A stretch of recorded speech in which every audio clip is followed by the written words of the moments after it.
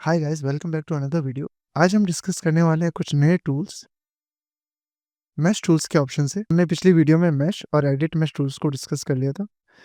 तो mash tools की window को भी मैं यहाँ पर डॉक कर लेता हूँ। मैश टूल्स में हमारा पहला ऑप्शन है अपेंड टू पॉलीगॉन का। तो हम चेक कर लेते हैं कि कैसे वर्क करता है। अपेंड टू पॉलीगॉन बेसिकली आपके किसी भी पॉलीगॉन के जो डिलीटेड फेसेस है उनको अपेंड करके आपको उस होल को फिल करके देता है। लेट्स सी ये कैसे वर्क करता है।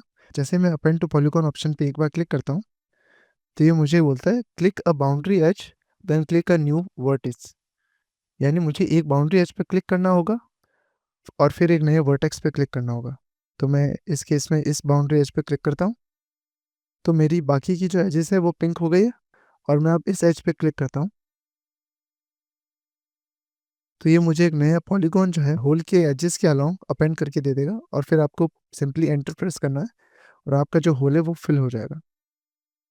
अपेंड पॉलीगॉन टूल के अलावा आप डायरेक्टली ब्रिज ऑप्शन को भी यूज़ कर सकते हैं। मेरे ख्याल से ये दोनों टूल्स बस एक दूसरे के अल्टरनेटिव्स हैं। आप किसी भी ऑप्शन को चूज़ कर सकते हैं फेस को डिस्प्ले करने के लिए और होल्स को फिल करने के लिए। नेक्स्ट हम डिस्कस कर लेते हैं कनेक्ट टूल को।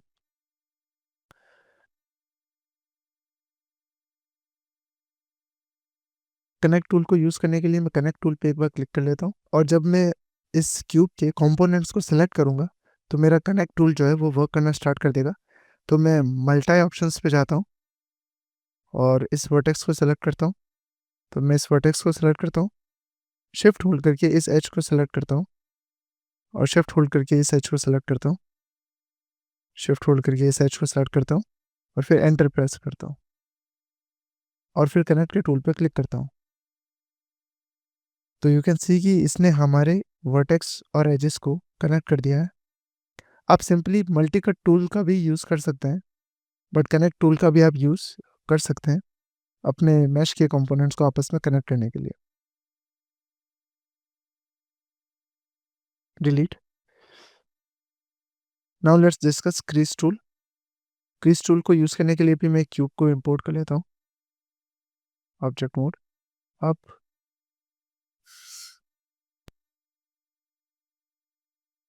अगर मैं मेरे क्यूब को स्मूथ मोड में डालता हूँ बाय प्रेसिंग 3 तो मेरा क्यूब जो है वो स्मूथ प्रीव्यू मोड में चला जाएगा। तो आप देख सकते हैं कि मेरे क्यूब में जो हार्ड एजेस थी वो स्मूदन आउट हो गए हैं और अगर मुझे किसी भी एक एज को क्रिस्प रखना है तो हम उसमें मल्टी कट टूल से एक एज को अपेंड करते थे ताकि वहाँ से जो हमारा क्यूब है वो अपना फॉर्म मेंटेन रखे। बट आप इजीली क्रीज टूल को यूज़ करके भी ये काम कर सकते हैं। वो कैसे, लेट्स सी।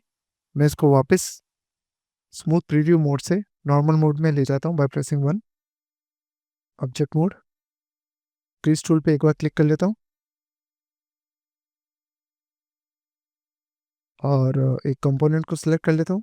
अब मैं अगर अपने कंपोनेंट को स्मूथ करता हूँ और मिडिल माउस बटन को क्लिक करके ड्रैग करता हूँ तो यू कैन सी कि मेरा मैश जो है क्रीज्ड एज को मेंटेन करने की कोशिश कर रहा है। वैसे ही अगर मैं इस एज को क्लिक करता हूँ और क्रीज टूल पे क्लिक करता हूँ तो मेरी ये एज जो है ये भी क्रीज हो जाएगी और मिडिल माउस को क्लिक करके ड्रैग करने पर यहाँ से भी जो मेरा फॉर्म है मैश का वो मेंटेन होगा। वैसे ही मैं इस एज और इस एज को भी सिलेक्ट कर लेता हूँ और मिडिल माउस को क्लिक करके ड्रैग करता हूँ तो यू कैन सी कि मेरा जो क्यूब का फॉर्म है वो मेंटेन हो रहा है just by adding crease option. Crease tool को यूज़ कर सकते हैं अपने मैश के किसी भी एज को क्रीज करके उसका फॉर्म मेंटेन करने के लिए और आप इसे मैन्युअली भी मल्टी कट टूल से एजेस के अलोंग एजेस बनाकर सपोर्ट कर सकते हैं। मैं मेजॉरिटी ऑप्शंस में मल्टी कट टूल का यूज़ करता हूँ बिकॉज वो आसान है और इजीली फीजेबल है। तो इस वीडियो के लिए इतना ही। सी यू गाइस।